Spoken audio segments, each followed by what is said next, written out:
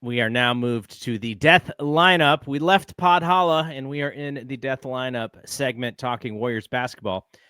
And, I think Warriors fans at this point are so tired of talking about Jonathan Kuminga, but I did want to ask you about what you think is going to happen, because Jonathan Kuminga's restricted free agency is kind of holding up the Warriors' ability to do anything else. So what is your kind of your instinct here about what actually is going to eventually happen?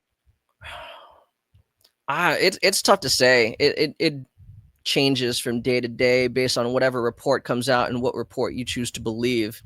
It's clear that I would say it's clear he doesn't want to be a Warrior long term. I think that's fair to say. So the question is really, will he be a Warrior this upcoming season or not? I do believe I've heard from enough people in the know that the Kings are very serious about wanting to acquire him. But again, it's not even taking two to tango. In this case, it's a weird dance. It's taking three. It's taking three to tango. Because, right, like, the Kings may say they want him. They may even be telling the Warriors, hey, we're willing to trade for him in a sign-and trade. The Warriors may say, hey, we're interested in doing that.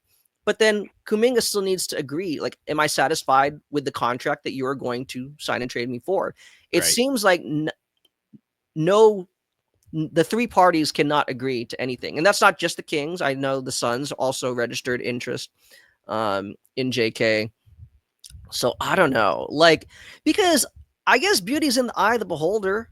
Like, it's not even just because I'm tired of this holdup, but okay, a package involving Malik Monk isn't like the worst thing. Like, he is a high level contributor. Because that's the thing, like, the Warriors, they've said all along at this point, you know what?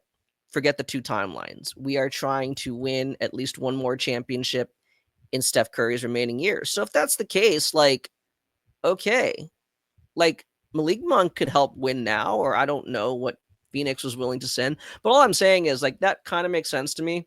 At this point, I understand you're trying to maximize the value of, Jonathan Kuminga as an asset, and I don't mean to dehumanize him when I say that, but, like, in terms of a trade piece. But I don't think, the longer this continues, to me, it's not like his value is getting any better. I think it's just only decreasing and depreciating, at least with regards to being a tradable asset. So all that's to say, what do I think is going to happen? I think he's just going to sign the qualifying offer. I think that's what he's going to do. And frankly, I would just kind of prefer that clarity. Because then that kind of actually tells you, like, wait a minute, like, we're only worried about the now. We're not thinking about 2035 or whatever, And in that case, that opens up a little bit more cap flexibility, right? You can potentially target some other players via trade, because now I believe that would open up, I think possibly that opens up the mid-level exception, right? So you could use mid-level exceptions now to acquire players in a trade. Like, you could absorb their salary. All I'm saying is, hey, that actually might not be the worst thing at this point.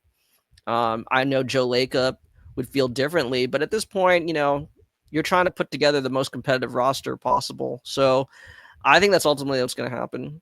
But yeah. I think, Brian and I were actually talking about this, and I was wondering what the fan base would think if he is suited up for the Warriors opening night against the Lakers.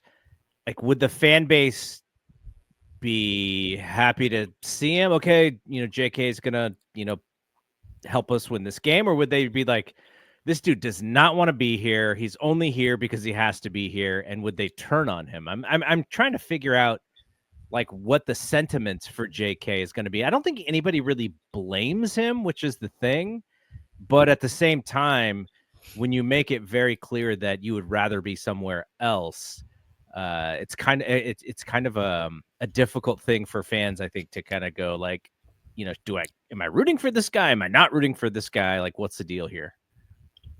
So The thing is I think I mean, I can't, obviously we're speculating how would fans feel. I can't speak on behalf of them, but I feel like they would be supportive. Like they would have his back. I don't think from the onset of the season, it wouldn't be negative.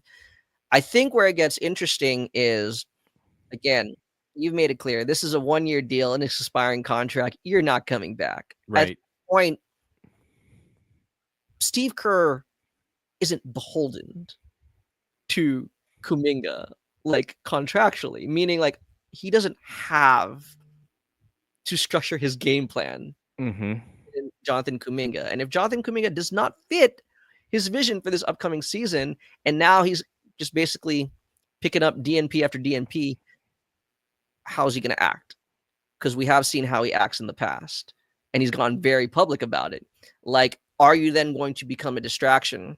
Because if you look at, like, and we'll talk about it, all the current roster, the current core of this roster, very veteran laden, and the reported Free agents that are likely going to happen once this is all resolved, they are all very, very savvy veterans in their own. Like, they're not really going to have any patience, in my opinion, right? Like that's not something that they're coming here to put up with.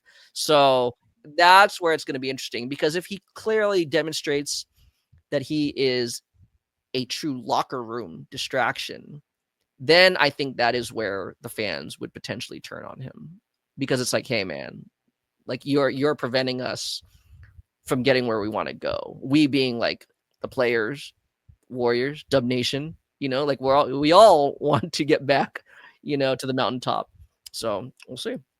All right, you talked about a nice little transition here. You talked about the free agents who have kind of been tangentially tied to the Warriors. Like Malik Beasley got cleared of this like gambling probe, and I think in the midst of this scenario, like Detroit kind of moved on from what they could have offered him, and so now he may have to take a lower contract kind of to rehab a little bit and go back out there again. But I've seen him tied to the Warriors a little bit. What do you think about Malik Beasley as a fit? So, I mean, again, I'm not a lawyer, right? I have like my fellow NBA guys who are more in the know with terms of all those things, but I don't think he's completely out of the clear. Okay. Right? If I'm understanding that, like he's no longer the target of the investigation, but he's still well within being investigated to see, like, to what extent he was affiliated to any of that stuff. So there is still that little ambiguity as to whether or not. It does seem that previous to this, teams were like, we're not sure what we can do, but now it's like, oh, maybe we can offer him something. Maybe he is in the mix for something. But you do it with that risk for sure. Yeah, but again, if Mike Dunleavy in the front office, if they're going to vet him as a potential free agent candidate, and they believe that he will be available for the entirety of this upcoming season, I absolutely would pursue him. And this is where it gets interesting, what we were talking about with the Kuminga thing, right? If Kuminga takes the qualifying offer, well, wait a minute, we could still give Al Horford what he wants, and we could actually match what Detroit at this point, they actually can't offer him as much anymore, right? Because they spent their free agent money or their cap space on Duncan Robinson and Karis LeVert, right? So at that point, we're kind of on par. Same thing with New York. I think they're only working with like what minimums, at least the teams that have kind of registered interest according to the reports. So it's like, oh, okay. I mean, I'll let you talk about some of the other reported free agents that have been affiliated with the Warriors. But I mean, compared to them, he's younger, he's more athletic, he's healthier, I mean, really, the only thing looming is this legality, legal troubles. Imagine signing him and then, on one of those long charter flights when they're, playing card games or whatever. They're kind of like, they're just looking at him a little bit more closely. Okay, what's this guy? Yeah. Okay, one that is more of like a fan favorite kind of thing, and I think it's kind of a fun thing to think about. And we've thought about it for years, which is the idea of Seth Curry coming Yeah. in as like a 10th guy to just come and shoot threes, whenever they need it. What do you think about Seth? Seth, man, the years go by way too fast. I remember meeting him at a fan event when he was a rookie with the Warriors, because as his rookie year, he came to the Warriors training camp. Yeah. He participated. My goodness. And then, I understand why he never came back. He wanted to, kind of pave his own way, something separate from Steph. So I like that, he's at a point in his career, his life, where he feels comfortable, like he's already established his own identity that he can play with Steph. I'm all for it. I love it. It's just not just a narrative driven free agent signing, like I think like they would have, well, I was about to say, would they have relatively more? Yeah, they would. They would have more success than like the Rogers brothers, right? With the Giants. You know what I'm saying? Well, just but the fact that one of them is Steph Curry, I think. exactly. That's what I'm saying. Like, yeah. Yeah. Yeah. But I think I think every Warrior fan agrees we need shooting. I think he's at the point in his career, like he's absolutely comfortable coming off the bench. Same thing. He's productive no matter how many minutes you give him. Like you could yank his minutes. He could play 5 minutes one night. He could play 25 the next. He's still giving you the same amount of effort, the same attention to detail. I like it. It gets interesting, though, given the other free agents who have been reportedly linked to the Warriors. Because it's like, well, wait a minute, right? And not to get ahead, but, some of those, well, I am getting ahead. Some of those other names, right? Like a GP2 and DeAnthony Melton and a Malcolm Brogdon. Like those are 3 others on my list. Yeah, like you're really gonna bring in like all of them? Like yeah. And even if it's just 3, like DeAnthony Melton seems to be a quote unquote lock. Okay. And then there are a lot of reports saying you're bringing in GP2. So is it either Seth or Malcolm Brogdon? And on top of that, Will Richard is supposed to be put on the 15-man roster, not a two-way. I mean, the Warriors already have their reputation of like kind of laughably having way too many undersized guards. Like, Is that the right course of action? Like, I'm not sure I'm feeling it there. Like, I like all these players, in a vacuum. So we know Melton fits. We saw it in that small sample size last year. That was like, man, and if he doesn't get hurt, do they play much better in that first half of the season? But there's like so many things that he does get hurt, then they get Jimmy, and they're off to the races. But you add him, knee injuries, like it's not a 100% definite that he's going to bounce back completely. So, but we at least know that he fits. The idea of DeAnthony Melton fits. What do you think about Brogdon? This is where it gets tough for me to say it. Like, if you're telling me Brogdon is healthy again, I would rather have Brogdon over Seth. Because Brogdon, I mean, like, we've seen it, right? During his, and I don't think we're completely far removed from that Malcolm Brogdon. Obviously, remember his early days with Milwaukee and Indiana. But even like with Boston, and even last year, he had 2 years ago, he had some moments with Portland. He can be a true point, like a pure point guard. He can also be like an actual 2 guard. Like there are combo guards, and then there are guys who actually play both. He could actually do both very well. And that's what I'm saying, right? If you're really trying to maximize each of these roster spots, I think he brings a lot more to the table than Seth. Like Seth, let's be real, like he's coming in to be a 3-point specialist. I mean, he's got some ball handling skills, but realistically, he's not going to really be doing a lot of playmaking. I think you could actually feel comfortable with Brogdon doing that. But again, why is Brogdon available? Because he's had his health concerns over like these last 2-3 years. But I mean, I don't know. With all these other teams reporting interest, I mean, clearly he's got to be at a point where he feels comfortable, where he can actually play. And endure the rigors of an 82 game season. So I'd be all for it. I absolutely, I like his fit. I like his fit a lot more. And then I guess the other one, we'll talk about Horford in a second, but the other one that I've seen is Cody Martin, forward from played most of his career in Charlotte. Not a 3-point shooter necessarily. Spent like most of his career in Charlotte. Played for Phoenix at the end last year. He's the other one that was tied to them. Yeah, I mean, I like him at that point because again,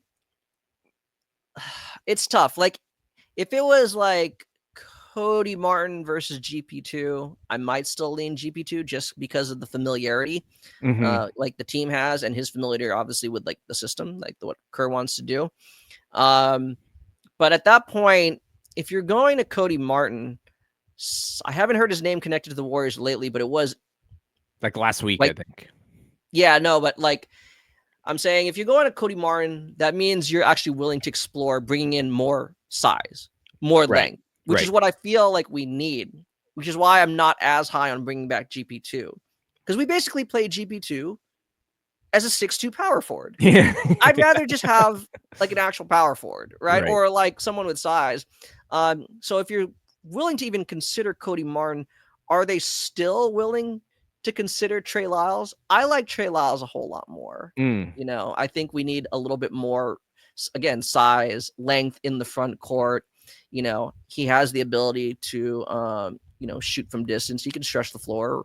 So I know he was popping up in reports when free agency started, what seems like eons ago. Yeah. What a dead time for the NBA.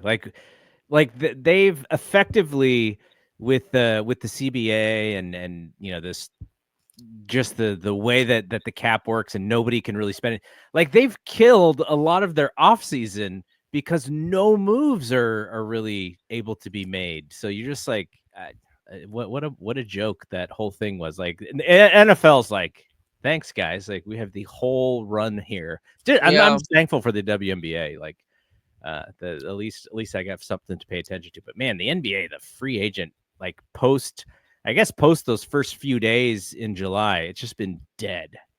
Yeah.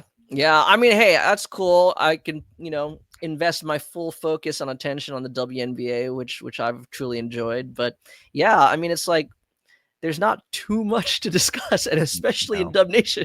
No way. It's just so dead. It's the most dead it's been, I think, probably in I don't know how long. And then let's end with Al. Al was the first guy really that was tied to the Warriors, and he's a veteran's veteran. He's been around forever. Not the first time he's been linked to the Warriors, but he kind of is perfect for what they've needed. Yet he's a 20-minute player at this point. Maybe that's all they need him for. He's not going to play every game. You do want to preserve him a bit. What do you think about Al coming to the Warriors? I mean, I think all things considered, it's a match made in heaven, right? Like I think kind of again, as you were saying, where he is at his point in career, like if he's still playing, it's because he wants, another opportunity to win a title. I mean, if it was just simply comfort, could have stayed in Boston, could have gone back to Atlanta where it all started, right? I know they registered some interest in him early in the process. Could have gone to Denver, right? With the whole let's find Jokic some competent backups. But obviously he didn't, I think he's always fit like kind of like the Warriors ethos, both on and off the court. I believe around league circles, he's considered like, a very high IQ player, again, on and off the court. I think he really fits with, Steph, Jimmy, even Draymond. And as you said, maybe he only gives you 20 minutes a night. I was kind of thinking more like 25. Well, hey, if he can give you 25 minutes, then that is a bonus. But I know that there has been and they haven't been able to do this, but there's been an insistence in trying to move Draymond back to power forward so that he doesn't wear down so much by the end of the season playing so much Right. center. And that would be helpful there, but it'd also be nice to have a younger player be able to play center underneath him, which it doesn't. I mean, Post is so specific in his game. TJD is so specific in his game. And so I do wonder if they'll still have a lot of the same issues, or maybe you just save the fourth quarter for Draymond playing the 5. That's what I It was doesn't thinking. work. It doesn't work as well as it used to because it's not really a surprise anymore, but it still is their best lineup, it seems. Yeah, no, that's definitely what I was thinking. I was thinking at most you use Draymond at the 5 to close out halves, assuming it's still a close game. If it's not, even better. I'm with you, though. That's where it gets interesting because as I've had, I've discussed with my friends who are Celtics writers, like beat writers, even like during when they won the championship a couple years ago, the Celtics didn't really have a true inside scoring presence. Like all their centers, like that were at least the centers that were part of the rotation, right? Al Horford, Porzingis, right? Even to a lesser extent, Luke Cornett. They're all kind of when like we played them in the finals, it wasn't just throwing lobs to Rob Williams. right. That's the thing that they ironically they won a championship by going away from that. Yeah. I'm not saying that's the recipe to success. I would prefer a little bit more floor balance, to actually have that threat. Right now, as you said, it would only really be like what TJD, because Post, Horford at this point, they're both stretch bigs. Even when Trey Lyles played with the Kings, he's like a small ball stretch 5. Yeah, absolutely. I would still like him because he can play the 4, but no, the Warriors just said we were not going to have that. So, and I'm not sure, like, again, if this TJD thing gets resolved, I don't want to keep us too long, but as you were saying, let's just say we actually do sign a bunch of those guys that we're linked to. Outside of Horford, it's a bunch of guards. Melton, GP2, Seth, Brogdon. It's a lot of guards, right? You got Will Richard, you got Moody still. Like, is there going to then be another trade in the works to kind of balance out this roster? Because we're still very guard heavy. Yep. So it'll really be interesting. And then of course Stephen Pods, right? So I feel like something else has got to happen before opening day. Like, but it's just for sure. Nothing's gonna happen until this Kuminga thing is resolved. All right, let's end with your thoughts, because Brian and I didn't really cover the Warriors draft picks necessarily. We didn't even really have death lineup podcasts around that time. But since again, I know you have a passion for this stuff. What did you think of Will Richard and then the other pick, Alex Tui, the Australian wing? What did you think of those picks for the Warriors? I mean, I think they were both really great value for where they were selected, being both like late second rounders. On my draft board, for what it's worth, I had each of them ranked a little bit higher than that. So I think Mike Dunleavy Jr. he read the room correctly. Like, I think he could understand which prospects might go, a little higher, which ones might be able to fall. So he was able to trade back, pick up, get 2 shots at the apple, or 2 bites at the apple, I suppose you could say. But I agree with, from all the reports, it sounds like Richard will be put on the 15-man roster. Tui will be one of the 2-way contracts. I think that's the right move. I think Richard, relatively speaking, he can contribute sooner. This is where it gets interesting. Again, he's in no way a carbon copy of GP2, but I think in terms of the role they would ask of him, at most in year 1, it would be what they would ask GP2 to do. So that's why I kind of feel like it's redundant having both of them. But I get it. GP2 is older. He's battle tested, and I get it. Great locker room presence. It's just like, I don't know. It makes me less inclined than to give Richard a 15-man roster spot, but I can also understand the cap reasons. Tui, I think, actually does have some considerable upside. I think we saw some flashes in Summer League. I know it was a little up and down. It's just he's not quite a primary scorer or shot creator. But I mean, I think he has a really great motor, very intuitive, like just off-ball player, which I think fits really well with the Warriors. I think you saw it. Like, I mean, obviously in summer league, they're going to give him the opportunity to be on ball, but you saw the moments where he was playing off of who did we have in summer league? Like Shackelford, basically our summer league guards, right? Where you kind of saw like how well he is, getting like early and deep seals on players, sealing off his man. You saw the footwork like in the post. You saw him able to kind of capitalize in the mid range, specifically when he's just stepping into shots.